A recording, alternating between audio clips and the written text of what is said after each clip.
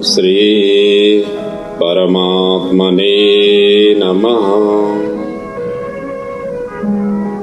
यो ब्राह्मणं विदधाति पूर्वं यो वै वेदांस प्रहिणोति तस्मै तमहं वेदम् आत्मबुद्धि प्रकाशम् मुमुक्षुर्वै शरणमहं प्रपद्ये। ॐ असतो मा सद्गमयः तमसो मा ज्योतिर्गमयः मृत्युर्मा अमृतं गमयः।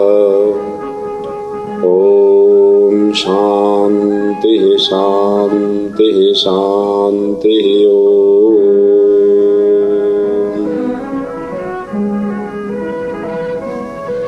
नमस्कार, जय श्री कृष्ण। आज से आप सभी के समक्ष मैं कठोपनिषद के ऊपर चिंतन मनन करने बैठा हुआ हूँ। हमारे वेदांत दर्शन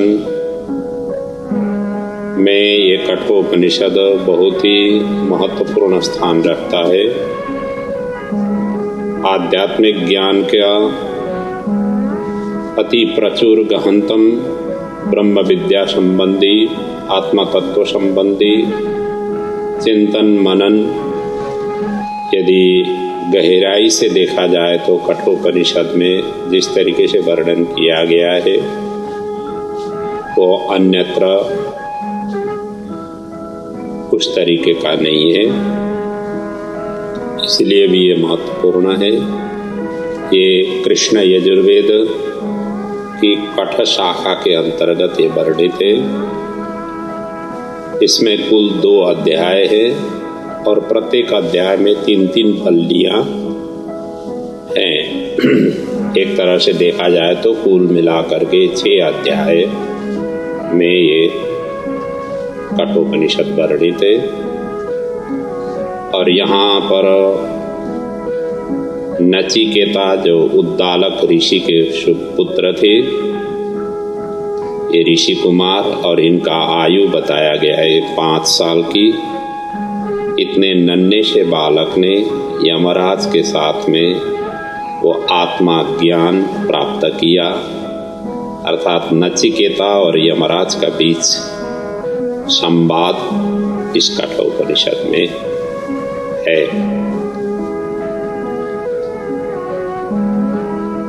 वैसे भी जब तक हम उपनिषद के चिंतन मनन, उसके आश्रय जब तक नहीं लेंगे, जब तक उनका अध्ययन अनुशीलन अनुगमन नहीं कर पाएंगे, तब तक हम उस ब्रह्म तत्व को, प्रभु परमात्मा तत्व को हम जान ही नहीं सकते। उपनिषद ही हमारी एकमात्र ऐसा शास्त्र है जिसके द्वारा जीवन, जगत, ईश्वर और ये सारा ब्रह्मांड के स्वरूपों को हमें यथार्थ ज्ञान प्राप्त हो जाता है। इसलिए भी ब्रह्म तत्व की खोज में लगे हुए हैं ऐसे व्यक्तियों को तो उपनिषद सबसे पहले चिंतन मनन करना चाहिए। उपनिषद को ही वेदांत दर्शन कहा गया है। वेदांत दर्शन अद्वैत तत्वों को स्थापित करता है और वेदांत सबसे सरल भी है। अन्य की अपेक्षा वेदांत सबसे सरल है, और सरल उन्हीं के लिए है जो इसकी खोजी में जिज्ञासु बन करके जो लगे हुए। जिज्ञासु को ही ये ज्ञान सहज और सरल लगेगा, बाकी अन्य को ये सबसे दूर हुआ है, कठिन भी है। अर्थात ब्रह्म तत्व की चिंतन में जो लगे हुए हैं, उसकी प्राप्ति की खोज में जो लगे हुए हैं, उनके लिए वेदांत सहज है, सरल है। क्योंकि सभी उपनिषदों में ब्रह्म तत्व का ही चिंतन किया गया है। एक उपनिषद दूसरे उपनिषद के प्रसंगों से कई संदर्भों में मिलता जुलता ही उसकी भाव, उनके सूत्रों के, उनके मंत्रों के ऐसे भाव निकलते हैं, होते हैं। इसलिए ब्रह्म तत्व की चिंतन के लिए उपनिषद का अध्ययन, अनुशीलन, अनुगमन करना चाहिए। और इसमें कुल पहले अध्याय में 71 मंत्र हैं, दूसरे अध्याय में 48 मंत्र हैं और कुल मिलाकर के ये 119 मंत्र इस उपनिषद में वर्णित है। यहाँ पर सीधा यमराज के साथ में नचिकेता ने जो ज्ञान हम सभी, मतलब उनके बीच का जो संवाद से जो ज्ञान उन्होंने प्रदान किया, उसका अक्षरशः इन मंत्रों के द्वारा हमें ज्ञान मिल रहा है, मिलता है, इसके अध्ययन अनुसंधान करने से। तो आइए ऐसा दिव्यतम इस उपनिषद की हम विषय वस्तु पर प्रवेश करेंगे। पहले अध्याय में यहाँ पर वर्णन किया गया है कि ये किस तरीके से यमराज के पास में पहुंचे, उसका यहाँ पर वर्णन है। इनके पिताजी ने एक विश्वजित यज्ञ किया और इस विश्वजित यज्ञ में सभी कुछ दान करना होता है, तभी जाकर के वो विश्वजित यज्ञ मतलब पूर्णता उन्हें प्राप्ति हो जाती है, अर्थात विश्वजित यज्ञ तभी जाकर के पूर्ण हो जाता है। तो भी इस क्रम में अपने धन दौलत तो देना ही है, अपना सारा जो भी है भौतिक चीज तो देना ही है, साथ साथ में अपने घर परिवार के सदस्यों को भी दान में देना पड़ता है। अर्थात सर्वस्व दान जो करते हैं वही व्यक्ति ही विश्वजित यज्ञ के पूर्ण अधिकारी अर्थात उनका सफल हो जाता है। तो ऐसे यज्ञ में जितने भी थे घर के सारा कुछ उन्होंने तो प्रदान किया, लेकिन पुत्र रह गया और उसी पुत्र ने पिताजी को पूछा कि मुझे किसको दान में दे रहे हैं, क्योंकि मैं आपका ही धन हूँ, आपका पुत्र हूँ तो आपका ही धन हूँ, तो मुझे किसको दान में दे रहे हैं। इस तरीके से बार बार पूछे जाने पर थोड़ा सा झिझक करके पिताजी ने कह दिया कि तुम्हें मृत्यु को दे रहा हूं।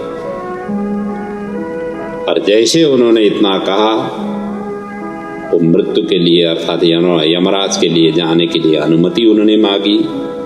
उससे पहले उन्होंने पिताजी को समझाया भी कि मनुष्य चोला मरण धर्म से संबंधित है, एक दिन नहीं तो कल जा करके, आज नहीं तो कल जा करके मृत्यु होना ही है। इसलिए आपने जो मुंह से निकला हुआ है शायद उसमें भी कुछ कल्याण का ही मार्ग होगा, तो मुझे जाने की अनुमति दीजिए। इस तरीके से वो पिताजी से विदा लेकर के यमराज के पास में पहुंच जाते हैं। यमसदन में पहुंचने के बाद में यमराज की वहाँ पर तलाश हुई, लेकिन यमराज बाहर गए हुए थे, वहाँ पर अनुपस्थित थे और उनको 3 दिन तक भूखे प्यासे उनके दरवाजे में रहना पड़ा।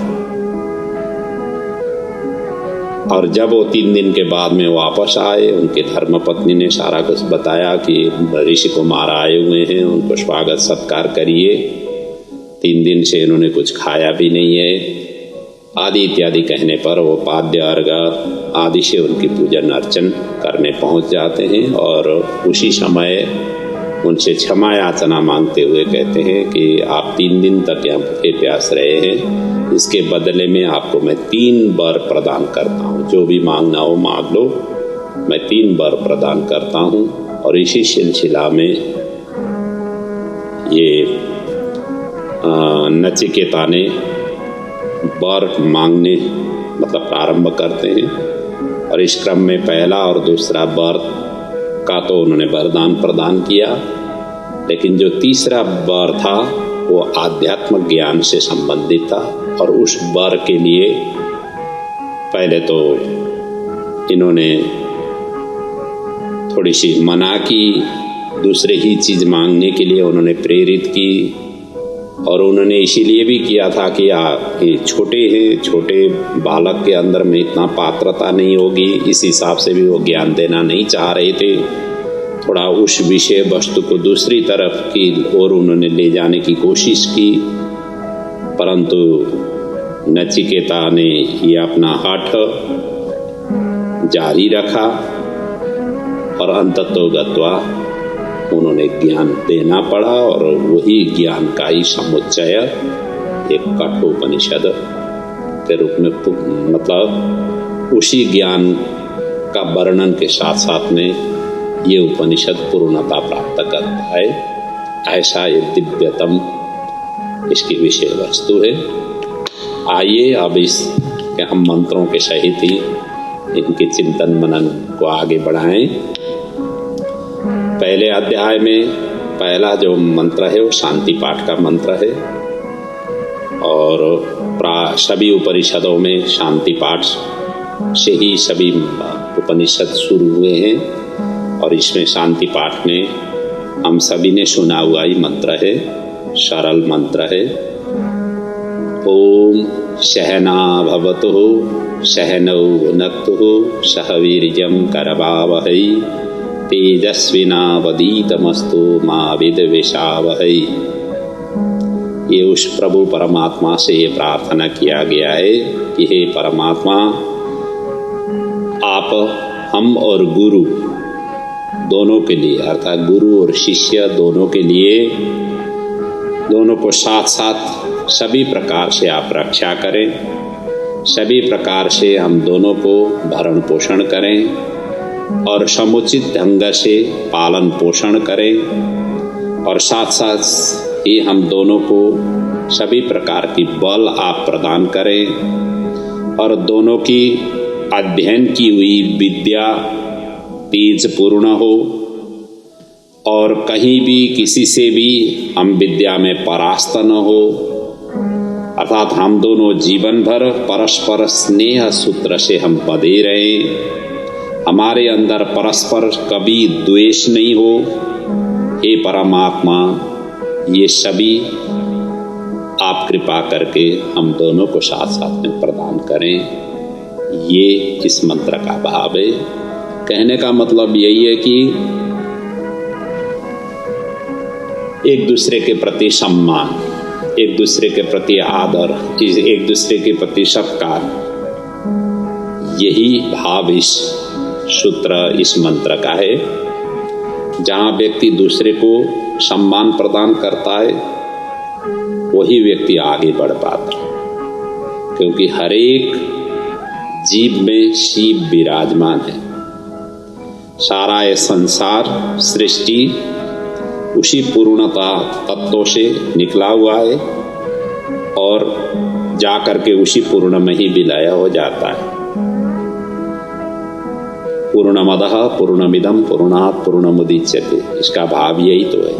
उस पूर्ण परमात्मा से संसार सृष्टि जगत जो हम देखने सुनने को हमें मिलता है, वस्तु पदार्थ जीव जंतु, ये सभी के सभी उसी पूर्ण से निकले हुए हैं और पूर्ण में ही जाकर के विलय होंगे। तो इसीलिए हर एक यहाँ गुरु शिष्य का उल्लेख किया गया है। हर एक क्षेत्रों में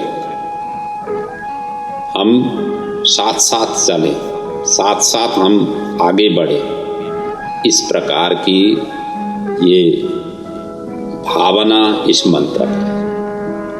जहाँ जब साथ साथ चलने की व्यवहार में जब उतर जाते हैं, वहाँ पर न द्वेष होता है, न क्लेश होता है, न वैमनस्य होता है, न ईर्ष्या होता है, न जलन होता है। सभी तरफ के क्षेत्रों से वो विमुक्त हो जाता है। और यही यदि व्यक्ति पालन करे तो प्रभु के वो नजदीक पहुंच ही गया है, ऐसा आप अनुभव कर सकते हैं। जिस दिन आपके अंदर में ये भावना पल गया, उस भावना की आविर्भाव आपके अंदर में आ गई, तो समझना चाहिए अब प्रभु दूर नहीं है। और वैसे भी उपनिषद का अर्थ भी यही है। उपह भगवतः समीपे निषदः मतलब बैठना, निषद कहते हैं बैठना। भगवान के सान्निध्य में, प्रभु परमात्मा के सान्निध्य में, उस सृष्टि के सर्जक के सान्निध्य में, इस ब्रह्मांड के जो सर्जक के सान्निध्य में जो बैठने की जो विद्या है, उसी को ही उपनिषद कहा गया। तो उपनिषद की सारा वर्णन ही प्रभु की सान्निध्यता, प्रभु की रियलाइजेशन, प्रभु किस तरीके से इस धराधाम में मतलब ये सारा इस ब्रह्मांड में किस तरीके से वो विराजित है, उनका प्रत्यक्ष जो ज्ञान है वो ज्ञान उपनिषद प्रदान करते हैं। तो इसलिए उस ज्ञान की ओर जाने के लिए भी ये मंत्र हमें शिक्षा प्रदान करती है। तो यही भाव था इस शांति मंत्र का। आइए अब पहले अध्याय की पहली मंत्र से हम शुरू करें। पहली अध्याय की प्रथम बल्ली की प्रथम मंत्र से। ओम उशन हवै बाजस्रवश सर्ववेदसं ददौ तस्यः नचिकेता नाम पुत्र आशः। ये पहला मंत्र है। अब ये उद्दालक, ये अरुण के पुत्र, ये गौतम वंशीय बाजस्रवात्मज महर्षि अरुण के पुत्र, अन्न के प्रचुर दान करने से इनका नाम बाजस्रव भी पड़ा हुआ, क्योंकि जब यज्ञ करते हैं, यज्ञ करते समय अन्न आदि से लेकर सभी प्रकार की दान किया जाता है। तो बाज कहते हैं अन्न को, और स्रव कहते हैं उसके दान से प्राप्त यश, इसलिए उनका नाम बाजस्रव भी पड़ा। और ये अरुण के पुत्र उद्दालक ऋषि ने फल की कामना से विश्वजित यज्ञ उन्होंने किया, और इस यज्ञ में सर्वस्व दान देना होता था। और उनके यहाँ एक पुत्र तस्यः नचिकेता नाम पुत्र आशा, उस उद्दालक ऋषि के नचिकेता नाम के पुत्र हुए। ये पहला मंत्र का भाव है। और दूसरे मंत्र में कहा गया है तह कुमार संतम दक्षिणासु नियमानासु श्रद्धा आविवेश सो अमन्वत अमन्यत। अब जब ये यज्ञ पूर्ण करके जो भी दान दक्षिणा वहाँ पर प्रदान किया गया, जो भी दान की चीज़ें दी गई, उन सभी को देखते हुए ये 5 वर्ष के नचिकेता ने मन मन में सोचने लगे। जो दान में दे रहे थे उन वस्तु पदार्थ को देख करके वो सोचने लगे। वैसे यहाँ पर जो दान में ब्राह्मणों को दिया जा रहा था वो गाय, क्योंकि उन दिनों में गायों को ही सर्वोपरि धन माना जाता था। आज के दिनों में भी वही है वैसे तो, क्योंकि गाय ही ऐसे जीव हैं जो मानव सभ्यता की विकास के लिए, मानव सभ्यता को सुस्वास्थ्य दीर्घायुष्य प्रदान करने के लिए एकमात्र यदि जीव है तो गाय है। उनकी गोरस को पान करके व्यक्ति सभी प्रकार के हृष्ट पुष्ट तो होता ही है, दीर्घायुष्य और निरोगिता भी प्राप्त कर लेता। हम गौ रस को छोड़ करके बाहर चीज़ों की रसों को जिस दिन से हमने सेवन करने शुरू किया, हमारे बच्चों ने जब से शुरू किया, तब जा कर के हमें अनेक प्रकार की बीमारियां भी हमने साथ साथ में ले लिए हैं। इसलिए गौ रस से ही हमारा मनुष्य जीवन की सभी प्रकार की जो हमें चीज़ों की जो ज़रूरत, पौष्टिक तत्वों की जो ज़रूरत होती है, गौ रस से ही प्राप्त हो जाती है। उसमें कुछ मिलावट करने की ज़रूरत नहीं होती है। और ये गौ रस से ही हमारे पितर भी संतुष्ट होते हैं। इतना ही नहीं, गौ रस से ही देवता भी प्रसन्न होते हैं। इसलिए हव्य और कव्य, हव्य कहते हैं हवन करते समय गौ घृत का प्रयोग में ले आना चाहिए, और कव्य पितरों को जब तर्पण दिया जाता है उस समय भी गौ रस को ही प्रधान रूप से प्रयोग में ले आना चाहिए। इसलिए हमारे देवता, पितर और मनुष्य, ये तीनों के तीनों ही कोटि को संतुष्ट, रिष्ट, पुष्ट प्रदान करने वाले गौ हैं। इसलिए गौ को पहले बड़े धन के रूप में माना जाता था। आज आकर के गौ किस तरीके से गौओं की सेवा हो रही है, कर पा रहे हैं आदि इत्यादि हम सभी विदित है ही हैं, इनके पीछे नहीं जाएं। लेकिन अब यहाँ पर क्या है कि उस बालक ने क्या देखा, पिताजी जो दान में दे रहे थे गौओं को, उन गौओं में से कई तो ऐसे वृद्ध गौ माताएं थी, और वृद्ध गौ माताओं को देख करके उनके मन में ये उत्पन्न हुआ, ये वृद्ध गौ माता तो जा करके न तो अब दूध देने के लायक हैं, न तो उनसे गोमूत्र गोबर ही निकलने, पर्याप्त रूप से निकलने की ही संभावना है।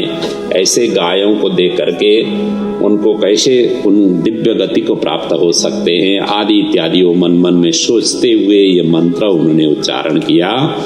पीतोदकः जगदतृणः दुग्धदोहा निरेन्द्रिया अनन्दानामते लोकः स्थांश गच्छति ता ददात। उन्होंने कहा पीतोदका, अब यहाँ 4 विशेषण दिए गए हैं गौ माता की। जो जीर्ण शीर्ण गाय हैं उनके ऊपर उन्होंने ये 4 विशेषण दिए गए हैं। एक तो पीतोदका है, जिन्होंने पी चुके हुए हैं, अर्थात जितना उन्होंने जीवन में, जैसे वृद्धावस्था हमारी आ जाती है तो हमने जितना अनाज आदि लेना था हम ले चुके हुए होते हैं, जब उत्तरावस्था आ जाती है तो हमारे से ज़्यादा खाया नहीं जाता है। उसी प्रकार की ये गायों का स्वरूप था पीतोदका, जिन्होंने जल पी चुके हुए, उदक कहते हैं जल को, और जगद तृणा, तृण कहते हैं घास को, क्योंकि गायों का जो चारा है घास ही है। इसलिए तो कहा गया है ना, ये तीर्णानि चरंती ही और क्षीराणि ददती। गायों को इसलिए कहा है तृण खा करके, सूखा घास, हरा घास खा करके वो दूध, अमृतमय दूध वो प्रदान करती है। जीवन में ऐसा कहीं हमने देखा हुआ है, सुना हुआ है कि जो है ना ऐसे रूखे सूखे चीज़ों से अमृत प्रदान करने वाले कोई दूसरा तत्व, इसीलिए गायों को सर्वोपरि धन बताया गया है। तो यहाँ जगद तृणा, जिनकी तृण अर्थात घास खाने की जो शक्ति है वो जगद अर्थात तो नष्ट हो चुकी है, अर्थात अच्छी तरह से वो घास नहीं खा पा रही, खाने की शक्ति इन गायों में है।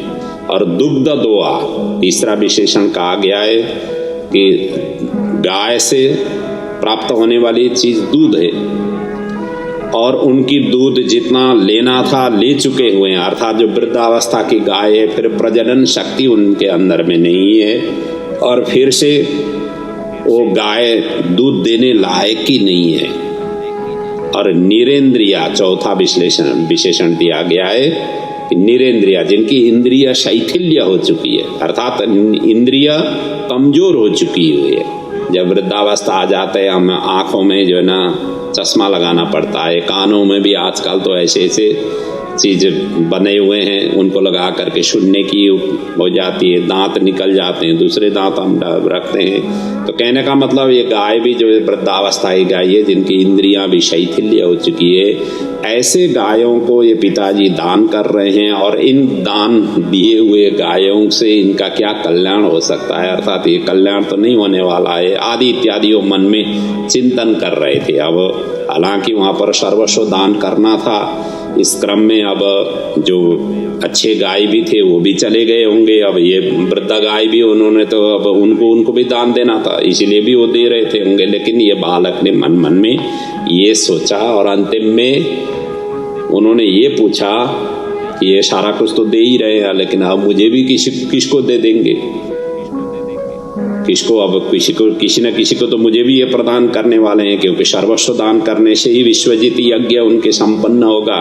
इसीलिए उन्होंने यह अगले सूत्र में यही पूछा, सहोवाचम पितरम ततः कस्मै माम दास्यसीति, द्वितीयं तृतीयं तहोवाच मृत्यवे त्वाम ददामीति। ये तीसरा मंत्र है, मतलब चौथा मंत्र है।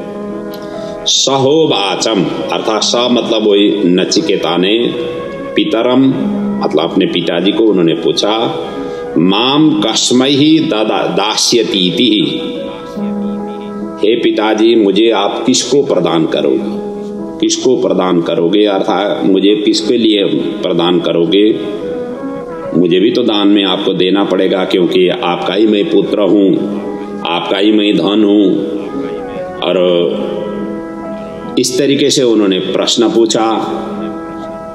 और द्वितीयम, एक बार ये प्रश्न पूछा, फिर द्वितीयम दोबारा भी वही प्रश्न पूछा, और तृतीयम तीसरी बार भी उन्होंने प्रश्न पूछा, तहोवाच मृत्यवे त्वाम ददामीति। जब तीसरी बार उन्होंने प्रश्न पूछा तब जा करके उन्होंने कहा कि तुझे मैं मृत्यु को दे देता हूं। झिझक करके इस तरीके से तीसरी बार में मैं मृत्यु को प्रदान करता हूं, इस तरीके से उन्होंने उत्तर दिया। अब मृत्यु का अर्थ यहाँ पर यमराज को कहा हुआ है, यम के लिए मैं प्रदान करूंगा। ये उन्होंने मुंह से निकला। जब ये मुंह से उन्होंने निकाला तब उन्होंने मनी मन सोचने लगे नचिकेता ने अगले सूत्र में, बहु नामे में प्रथमो बहु नामे में मध्यमः किम स्वेद्य अस्य कर्तव्यम यन्मयाद्यः करिष्यति। अब यहाँ इस मंत्र में ये कहा गया है कि जो अच्छे शिष्य या पुत्र होते हैं वो थोड़ी सी संकेत पा करके तत्काल ही काम कर लेते हैं। जो उत्तम कोटि के शिष्य, क्योंकि शिष्य भी 3 प्रकार के, पुत्र भी 3 प्रकार के वर्णन किए गए हैं, शिष्य के ही साथ साथ में पुत्र का भी वर्णन किया हुआ है। एक उत्तम कोटि के, दूसरे मध्यम कोटि के, तीसरे अधम कोटि के। अब ये बालक उत्तम कोटि का था, ये ऋषि कुमार।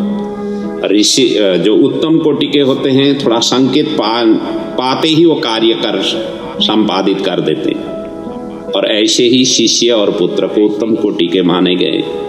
और दूसरा, कहने पर जो करे वो मध्यम कोटि के शिष्य और पुत्र माने गए हैं, और बार बार कहने पर जो करे और करते समय में भी विलंब से करें, और करते समय जो ठीक ढंग से नहीं करें,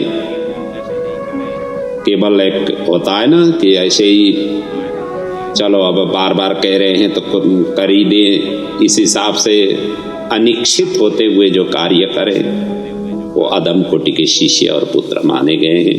इसलिए उन्होंने कहा कि मन में यही सोचा कि पिताजी ने आदेश प्रदान किया, अब उसको पालना करना ही मेरा कर्तव्य है। इस तरीके से वो अब यमराज के पास में जाने के लिए वो तत्पर हुए। मन मन से ये उन्होंने सोचा, और ऐसे पिताजी की तरफ देखा तो पिताजी तो एकदम से थोड़ी चिंतित मुद्रा में थे। तब जा करके सोचा कि पिताजी से पहले अनुमति ले लें, आज्ञा ले लें, और उससे पहले पिताजी को थोड़ा समझाएं। इस तरीके से फिर पिताजी के शरणापन्न होकर के आगे के मंत्र में उन्होंने पिताजी को समझाया। जबकि इतने महान ऋषि थे, 5 वर्ष का ये बालक अपने पुत्र ही पिताजी को यहाँ पर समझा रहा है। कितना अद्वितीय अद्भुत ज्ञानों से भरे हुए थे होंगे। 5 वर्ष का बालक, क्या हम सभी ने देखा हुआ ये कि हमारे घर में भी ऐसे बच्चे हैं। तो ये हमारी उपनिषद की सबसे छोटे उम्र की बालकों ने जो ब्रह्म ज्ञान दोहन किया हुआ है, इसीलिए भी ये कठोपनिषद अत्यंत ये अलग टाइप का ये स्वरूप माना जाता है। पुराण ग्रंथों में तो ध्रुव की प्रसंग है, प्रहलाद का प्रसंग है, छोटे छोटे बच्चों ने भगवान को प्राप्ति किया आराधना उपासना करके। लेकिन उपनिषद ग्रंथों में भी ये सबसे छोटे उम्र के बालक ने ब्रह्म ज्ञान प्राप्त किया और ब्रह्म ज्ञानी होकर के उन्होंने प्रश्न किया, आचरण व्यवहार उस तरीके से किया।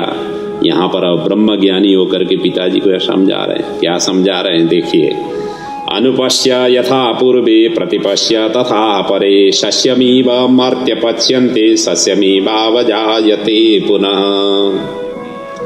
यहाँ एक सस्य मतलब अनाज को उन्होंने उपमा दिया हुआ। एक अनाज को उपमा दे करके उन्होंने ये बताने की कोशिश की हुई है कि हमारे दादा परदादा थे लेकिन हमने देखे नहीं और आने वाले पीढ़ी भी हमें देखेंगे नहीं। इसलिए ये मानव जो धर्म, ये मानव जो चोला है ये मरण धर्म से संबंधित है। संस्कृति चक्र में आ जाते हैं, अपना मतलब भोग पूर्ण होने के पश्चात फिर शरीर छोड़ करके चले जाते हैं। इसी प्रकार हमारे दादा परदादा चले गए और जिस प्रकार से एक अनाज से उसी अनाज को वपन करने से बहुत से अनाज हम ले सकते हैं और उसी अनाज को ग्रहण करके हमारा शरीर रिष्ट पुष्ट होता है। इसीलिए एक अनाज की यहाँ उपमा देते हुए कहा हुआ है कि मरण धर्म आए, मनुष्य चोला मरण धर्म आए, इसकी चिंता नहीं करिए। मैं यमराज के पास में जाने के लिए आपने बता दिया, मैं अब वहाँ पर जाने के लिए तत्पर हूँ, आप जाने के लिए मुझे आज्ञा प्रदान करें आदि इत्यादि। उन्होंने पहले पिताजी को समझा करके आज्ञा उन्होंने मांगा। आज्ञा मानने के पश्चात अब ये यमराज के सदन में अंततोगत्वा पिताजी ने उन्हें जाने की अनुमति प्रदान करते हैं। फिर ये यमराज के पास में पहुंचते हैं। पहुंचने के पश्चात वहाँ की घटनाक्रम कैसे क्या आगे बढ़ी, अब इसके प्रसंग को हम अगले पड़ाव में आप तक पहुंचाएंगे।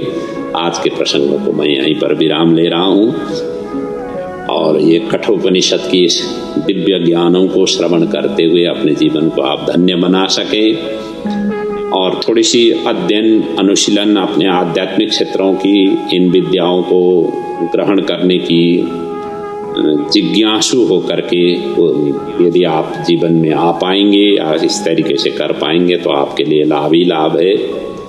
क्योंकि ये मनुष्य चोला ही ऐसा चोला है जो ज्ञानी चोला माना गया है। वैसे भी कहा गया है प्रथमेनो आर्जितम विद्या, द्वितीयेन आर्जितम धनम, तृतीयेन आर्जितम कीर्ति, चतुर्थे किम करिष्यति।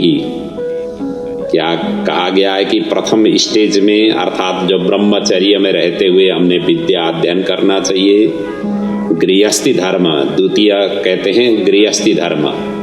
गृहस्थी धर्म में प्रवेश करते समय हम मतलब रहते हुए हमें धन को एकत्रित करना चाहिए। और तृतीय नार्जितम कीर्ति, तृतीय अर्थात वानप्रस्थ अवस्था में जाकर के कुछ न कुछ कीर्ति रखने वाले कार्य करना चाहिए। कीर्तिर यस्य सजीवति, शास्त्र कहता है कुछ कार्य करके आप चले जाओ इस धराधाम से तो आपको जुगों जुगों तक लोग पुकारा करते रहेंगे, स्मरण करते रहेंगे। ऐसे कीर्ति वाले कार्य करना चाहिए। यदि आपने ये तीनों के तीनों मतलब स्टेज में आपने कुछ भी कार्य नहीं किया तो चौथी अवस्था में तो क्या कर पाओगे। अर्थात संन्यास जो चौथी अवस्था क्या जो स्वरूप है शरीर, तो उस समय तो आप क्या कर पाओगे, अर्थात कुछ कर नहीं पाओगे। इसलिए समय रहते हुए ही सब कुछ करना चाहिए। अब ऐसा ये अद्वितीय अद्भुत ये दिव्य ज्ञान हम समय होते होते ही क्यों नहीं ग्रहण करें। उपनिषद तो बहुत सारे हैं और उनमें से 10 उपनिषद प्रमुख हैं और इनमें से ये कठोपनिषद ये 10 ही उपनिषद के अंतर्गत में आ जाता है। तो इनका अब नित्य हम चिंतन करेंगे, कहाँ तक हम पहुँचेंगे, कब तक कितने भागों में पूर्ण करेंगे। तो अब इस निरंतरता आपके सानिध्य में पहुँचाता ही रहूँगा। आशा है आप सभी ग्रहण करते हुए जीवन को धन्य बनाएं। यही प्रभु के चरणों में बंधन प्रार्थना सहित मैं आज के वाणी को यहीं पर विराम देता हूँ। ओम पूर्णमतः पूर्णमिदं पूर्णात् पूर्णमुदच्यते पूर्णस्य पूर्णमादाय पूर्णमेवावशिष्यते। ओम शांति शांति शांति। ओम।